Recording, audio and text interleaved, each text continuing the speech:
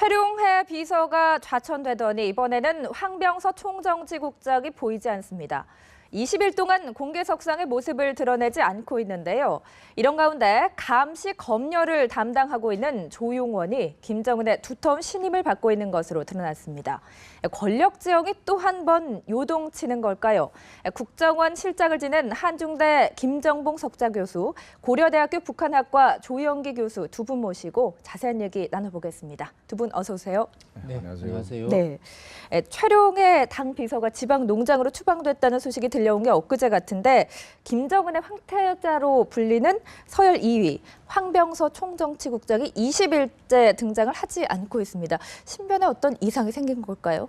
네, 황병서가 11월 11일 이을설 인민군 원수의 장례식 때 애도사를 했거든요. 네. 그다음에 14일 날 어린이 식료공장 김정은이가 현지도 할 때 그때 따라갔었어요. 근데 그 이후에 14일 이후에 좀 안 나타나는데 벌써 8차례 정도를 나타났어야 정상인데 나타나지 네. 않는 것이 가장 중요한 행사는 11월 20일 날 있었던 김일성 정치대학에서 김일성 김부자 동상 제막식이 있었는데 네. 여기는 황병서가 반드시 가야 됩니다. 이 정치대학이라는 것이 정치 사상을 군인들한테 사상을 교육하는 것이기 때문에 정치 사상 문제를 담당하고 있는 황병서가 반드시 갔어야 되는데 거긴 안 갔단 말입니다. 그래서 현재 뭔가 황병서의 신변에 이상이 있는 거 아닌가? 네네. 라는 이제 의문이 지금 제기되고 있어요. 벌써 이제 8차례나 안 갔기 때문에 그러면 이제 제 생각인데 아주 확실치는 않지만 네네. 황병서가 그 사이에 뭐 과오를 저질렀을 확률이 없지는 않습니다만은 뭐 11월 11일 날 애도사를 했고 네. 대표로 나서서 애도사를 했고 그다음에 8월 25일 날 남북한 당국간 회담을 해서 네. 그때 8월 25일 날 합의가 있었지 않습니까? 그래서 이제 대북 확성기 방송이 중지됐는데 그걸 가지고 황병서를 갖다가 과학 영웅으로 칭호를 줬다는 그런 것이 계속 보도 나오고 있는 걸 봐서는 지금 현재 황병서가 숙청됐다기보다는 네. 약간 감기나 몸이 좀 아픈 거 아닌가 이렇게 제가 추정을 합니다. 네, 그 공화국 영웅 칭호도 받았다는 국정원 보고도 있었던 만큼 신병 이상 가능성은 좀 낮다고도 볼 수 있을 것 같은데요. 말씀하신 것처럼 보여야 할 곳에 보이지 않았다는 게 좀 이상하기도 하거든요. 황병서라는 인물이 어떤 인물입니까? 지금 우리 김 교수님이 말씀하신 거에서 조금 이제 덧붙여서 네네. 말씀을 드리면 숙청과 관련된 이 직무도 보였다. 지난달 20일 우리 국정원에서 국회에 보고할 때 네. 북한 엘리트 20명이 귀국했는데 그 중에 북한 총정치국 직원이 한 사람이 포함이 됐다. 만약에 아마 어떤 유고가 있으면 네. 이것이 빌미가 되지 않았겠나 이런 추측은 해보는데 네. 지금까지 저희들이 이야기하는 거는 정보 자체가 굉장히 제약되어 있기 때문에 이 자체를 정확하게 진단하기는 좀 이르지 않나 이렇게 판단이 되고요. 황병서는 우리에게는 굉장히 낯익은 인물이죠. 그렇죠. 예. 지난해 인천 아시안 게임 때도 같이 왔고, 그리고 금년에 또 이 목함지뢰 사건 때도 우리 청와대 국가안보수석하고 같이 이 회담을 해서 소위 말하는 8.25 합의라는 것을 도출을 해냈다. 그래서 우리 국민들에게는 굉장히 익숙한 인물이다 이렇게 봐볼 수 있을 것 같습니다. 근데 이제 이 황병서가 하는 그의 지금까지 행태로 봤을 때는 네. 누구에게 이 반발을 하거나 또는 소위 말하는 면정복배의 형식을 취할 가능성은 조금 낮아 보이는 거 아닌가. 네. 이제 얼마 전에 황병서가 주도해서 네. 잘 알겠습니다. 라는 노래도 퍼뜨리고 네. 그랬다고 그러니까 현재의 성격으로 봤을 때는 자기보다 좀 서열이 높은 사람에게는 굉장히 충성을 하는 그런 모습인데 그 전체주의 체제라는 거가 가지고 있는 것이 네. 앞에서는 복종을 하지만 뒤에서는 냉소를 보내는 것이 전체주의의 속성이다. 그래서 이 권력 관계는 조금 더 지켜봐야 되지 않겠나 개인적으로 이렇게 판단을 하고 네, 있습니다. 20일간 보이지 않고 있긴 하지만 조금 더 지켜봐야 할 것 같습니다. 황병서가 수행하지 않는 그 빈자리에 최근에 조용원 노동당 부부장이 참석을 하고 있다고 합니다. 예, 조용원 노동당 부부장 공식 석상에 등장한 지 1년이 채 안 되지 않았습니까? 네. 김정은을 좀 지근거리에 보좌하고 있는데 어떤 인물인가요? 네, 조용원 그 부부장을 네. 잘 보게 되면은 요번에 황병서가 8번 참석해서 현지에 참석해야 되는데 안 한 자리를 7번을 조용원이가 대신 들어갔습니다. 그다음에 또 이 조용원이라는 사람이 작년도에 부부장이 됐어요. 네. 그 전까지는 당 조직 지도부에서 지도원 과장을 거쳐서 작년도 이제 부부장이 됐는데 그 부부장 직책에 대해서 국정원도 전체 명확히 얘기를 하지 않고 있는데 제가 볼 때는 이 조용원의 그 자리라는 것이 황병서가 조직지도부 부부장이었습니다. 작년도 3월까지 부부장했다가 4월에 제1부부장 되다가 바로 총정치국장이 됐거든요. 네네. 황병서가. 그래서 황병서가 했던 그 당 조직지도부 부부장 자리를 조용원이 지금 하고 있는 거로 저는 제 스스로 전제 추정을 하는데 왜 그 근거로 삼는 것이 8월 20일 날 당 중앙군사위원회 비상 확대기를 했었어요. 네. 그때 당 간부가 4명 참석했는데 그 중에 무슨 뭐 최희 선전선도부 제1부부장도 있지만은 어떻게 했다 조용원이가 그 당 정치국 당 중앙군사위원회 비상 확대기에 참석을 했는데 군인도 아닌 사람이 중앙군사위원회 참석을 했단 말이에요. 그렇다면은 네. 이 사람이 군부를 담당하는 사람이 아닌가? 그렇다면 황병서가 옛날 했던 건부를 담당하는 사람이 아닌가? 이런 생각이 듭니다. 그래서 조용원이는 나이는 뭐 한 50대 후반 됐고 그다음에 그 조직도부에서 오랫동안 이제 일을 한 사람이지만은 어쨌든 간에 황병서의 그 과거 역할을 하는 사람이 아닌가 이렇게 이제 추정을 좀 하고 있습니다. 네. 교수님 말씀대로라면 상당한 중책을 맡고 있는 건데 어떻게 이렇게 김정은의 신임을 얻게 됐을까요? 뭐 김정은의 그 신임을 얻는 그가 그 김정은의 그 개인적인 그 판단이긴 하지만 네. 전체적으로 봤을 때는 이제 제 개인적으로 보면 지금 우리 김 교수님 말씀하신 것처럼 황병서의 업무를 대신하고 있다라는 그 추측도 가능해 보이고요. 네네. 그리고 또 한 가지는 저희들이 이제 좀 눈여겨봐야 될 것이 김정은의 나이가 지금 굉장히 어리다. 그러니까 예전에 60대, 70대 되는 이런 그 노회한 그 간부들을 다스리기가 굉장히 힘들다. 그래서 이 간부들을 바꾸려고 그러는 신호로도 봐볼 수 있는 것 아닌가 이렇게 보여지고 있습니다.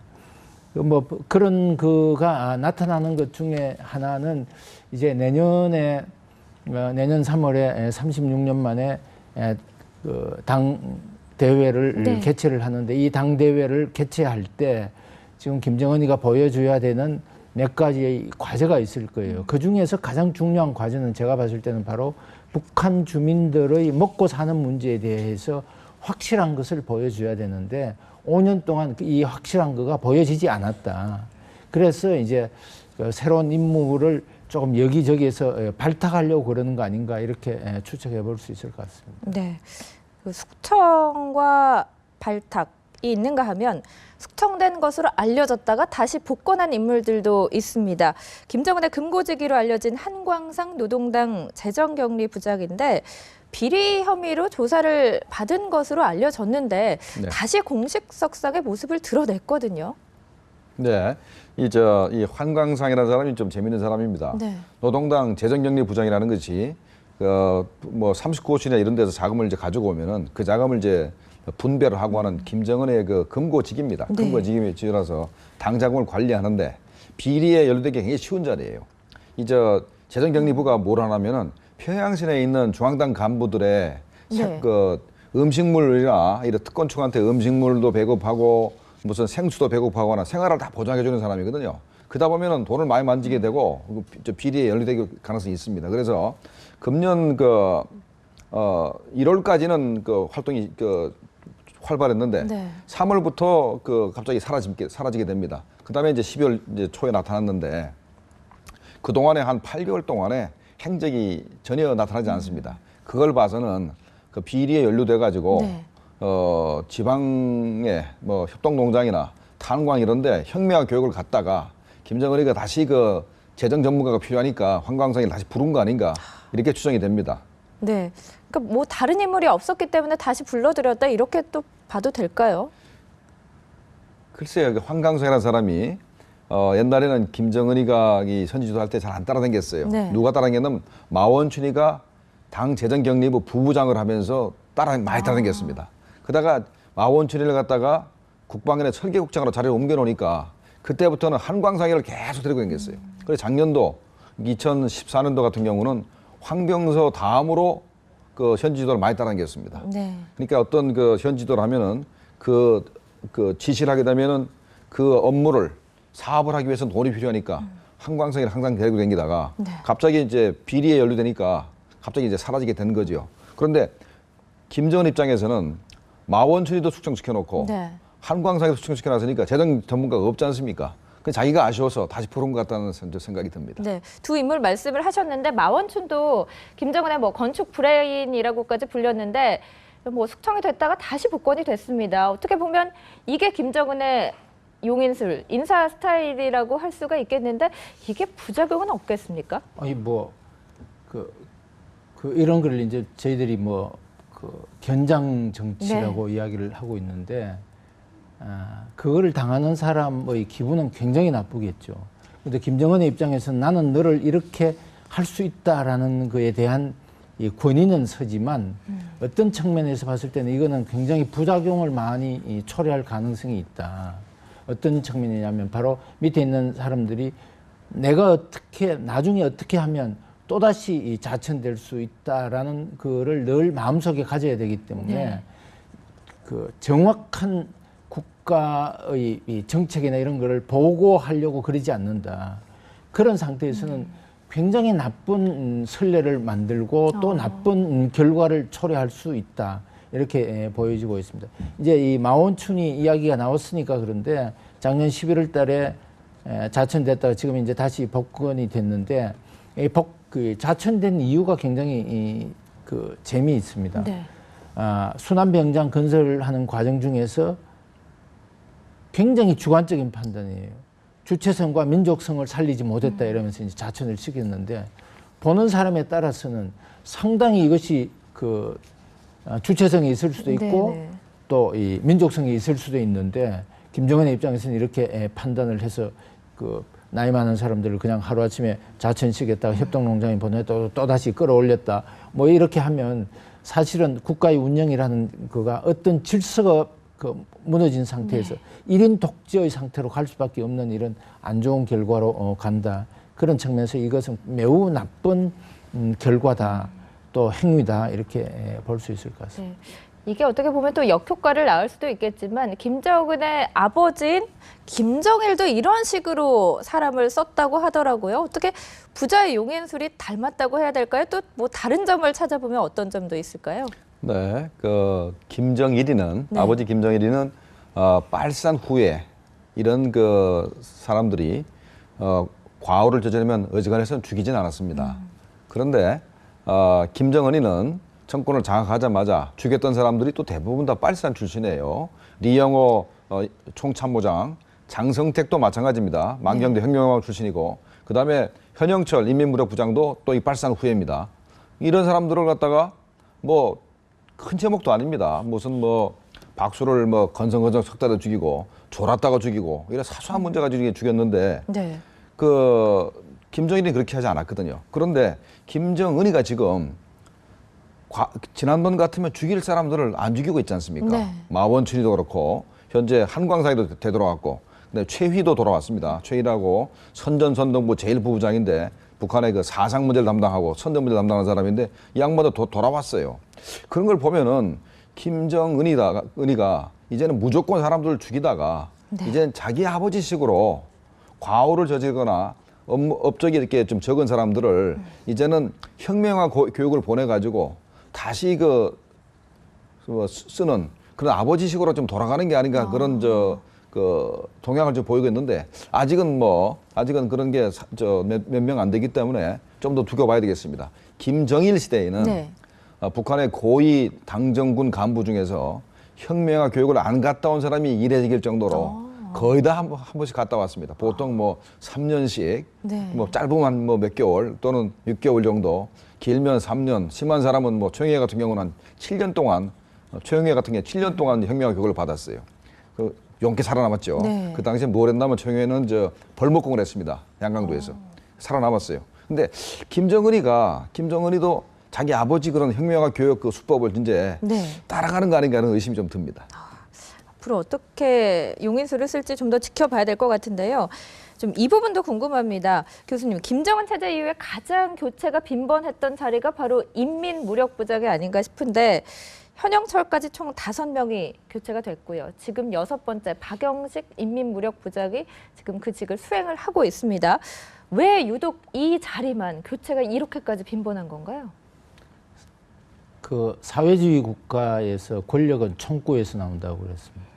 바로 군인들이 권력을 유지하는데 어떤 측면에서는 가장 위험한 장애물이다. 이렇게 보고 있기 때문에 네. 군에 대한 그 김정은이가 군에 대해서 자기의 권위를 세우려고 그러는 것이다. 이렇게 이제 판단이 되고 그런 측면에서 아까 우리 김 교수님이 잠깐 말씀을 하셨습니다만 김정은 시대보다는 김정일 시대에 와서 이 교체하는 순환의 속도가 굉장히 짧아졌어요.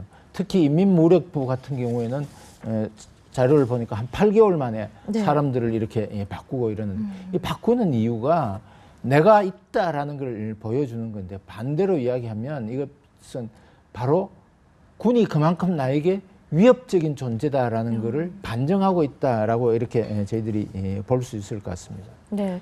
군을 통해서 자기가 통치를 하지만 군이 가장 위험한 존재일 수 있다라는 것을 국민들에게 보여주는 것이 아닌가 이렇게 판단을 할 수 있을 것 같습니다. 네. 그리고 그런 군을 내가 통치하고 있다라는 부분도 또 과시하려는 게 아닐까 싶은데요.